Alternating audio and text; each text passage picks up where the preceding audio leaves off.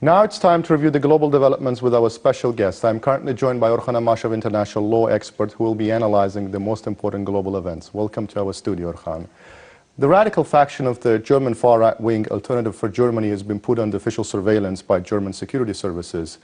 German domestic intelligence agency BFV officially declared at a press conference that they're now actively scrutinizing the activity of the faction Flügel. The party leadership call this as a politically motivated step and see this as a threat to democracy, while the German authorities think that the rise of radicalism is an actual threat to democracy. But what is it in reality? Well, this party was established in 2013, Alternative for Germany party. It's a far-right political group. And the Flügel is a small fraction, the segment of this party. About 7,000 membership faction is formed from this party. So it's a considerable part, but it's still quite small. This party, given its political creed and ideology, would not have existed in 1970s or 1960s, because its existence should be understood with the fact that political center lost its ground in German politics. Before, the political spectrum was dominated by center-left and center-right, but now those two forces are not as powerful as they used to be. For that reason, far-right elements are becoming very prevalent. And also in the post-Second World War consensus of the German politics, far-right elements were removed effectively and remorselessly from the German political spectrum. So that is the most important thing to bear in mind. And this party group is dangerous because decision taken by the Federal Office for the Protection of German Constitution, they think that their existence, their ideology, the kind of activities they are carrying out are against the German basic law, against the German Constitution.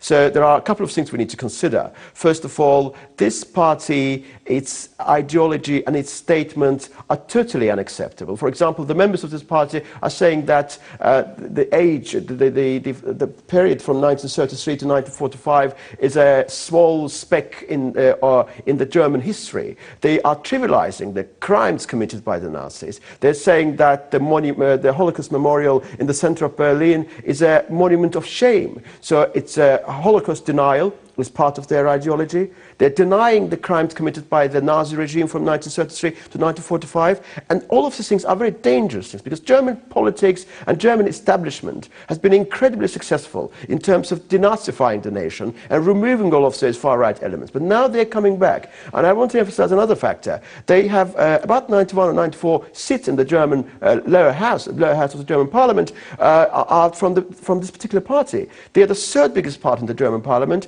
and the biggest opposition party. So they are no longer on the fringes. They are a serious political party which should be reckoned with. And also, the second reason, it's not just about their ideology, they're getting very powerful. For example, recently, I think in February, in one of the eastern federal subjects of Germany, they helped a liberal candidate to become a local prime minister. It's the first instance since the end of Second World War that the major mainstream political parties are having a negotiation and pact with far-right. It has never been the case before. It's unheard of. So that's the reason why it's dangerous. And also, this political party, in particular that 20% section, which is called Flügel, they have a large-scale network, and they are working together with some other illegal political entities, and they have got huge online presence. So the reason why they are under surveillance by the German authorities, yes, of course there is a political reason, and that political reason is part of that consensus. But decision taken by the federal authority is fundamentally a legal decision. Its political core is there, but I cannot possibly call it politically motivated. I think that responds to your question. Another interesting topic, with the rise of coronavirus pandemic, as the WHO officially classifies it, many countries are taking urgent measures to curb the spread of the disease. Many countries are imposing travel bans, and recently the United States denied the entry of nationals of some of the European countries to the territory of the United States. Obviously, there are serious ramifications for the global economy, but don't you think perhaps there are milder steps to combat with these developments and continue the normal life? Well, there are two extreme views about coronavirus. And the one view is that it's not serious, it's just a flu, so we shouldn't take it too seriously. We just need to follow some easy guidelines and everything will be perfectly all right. And the second view is that it's a catastrophe, it is something which is biggest threat to the human civilization in a generation, I think both views are dangerous. There's some element of truth in both of them, but they do not represent the truth. The whole picture could be understood with a moderate view. Yes, of course it's dangerous. It's 10 times, more dangerous than ordinary flu. But as I discussed, if you remember the last time we were discussing it, mortality rate is reasonably low. The problem with this disease, the coronavirus, as medical experts suggest, is that it does got two elements. The one element is that it has a potential for being infectious, so it can spread very, very globally, and it's difficult to contain it. That's one thing. And as we see, it was in China, South Korea, and Italy. Now the Europe is epicenter. So ability to spread is there, but mortality rate is relatively low. And if we see those people who died from coronavirus, we could establish that the reason not exactly the coronavirus on its own, but it's a combination of factors. And mostly we see that elderly people, vulnerable people are dying from this particular disease. So there are a couple of things to bear in mind. I mean, UK government, for example, is proposing the policy of delaying the peak.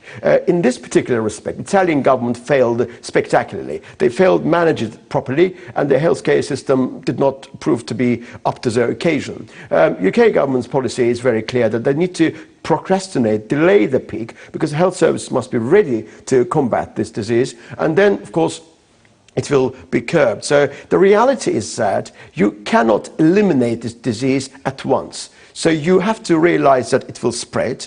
So you need to manage this process, you need to contain it, and then when the peak comes, you have to make sure the peak is less dangerous than it could possibly get, and then it will go down and it will decline. Because as we see from the way it improves and develops, in China it seems to be under control. In South Korea, recoveries are outnumbering the problematic death cases. In Europe is still a big problem, and in the UK, for example, the worst days are yet to come. And the travel restrictions imposed, there are different views about this policy. America imposed the travel restrictions on 26 EU countries, and the Republic of Ireland and the United Kingdom are not included in this list. The effect on the global economy is undoubtedly there, because global economy, the financial markets, are regulated and influenced by factors like certainty, uncertainty, fear, confidence, and whether coronavirus is a deadly disease or not is totally peripheral to the real question. When there's a fear, when the people are starting buying things or they are stopping manufacturing, it affects the economy. So that's a reality of the coronavirus. And the World Health Organization, as you know, has upgraded this disease from being epidemic to pandemic because it's so global now. Of course, it's for the medical experts to, say what it is and what we need to do. But the one thing is very obvious. Overreaction does never help. Panicking is of absolutely no use. For example, the other day, the chief medical advisor of the UK was saying that some people are wearing a mask when they are not required to do so. Because as long as you are not advised by the healthcare professional to wear a mask, there's absolutely no point in wearing a mask, because it could actually militate against your initial ambition and purpose. So the one thing is that this disease humanity will overcome this disease. It's not going to kill the human civilization, but it should be properly managed. Italians failed, Chinese are doing very well, and Europeans will be all right in the fullness of time. But of course there are lots of lessons we could learn from this kind of disease, because probably this kind of pandemic diseases will be the destiny of human civilization in the fullness of time again. So we must increase our preparedness, both in terms of our healthcare infrastructure and also economic preparedness. Thank you very much, Orkhan, for your valuable observations. We were talking to Orkhan Amashov, international law expert. That was all for the week. Thank you very much for watching us, and stay tuned not to miss the next edition of our program.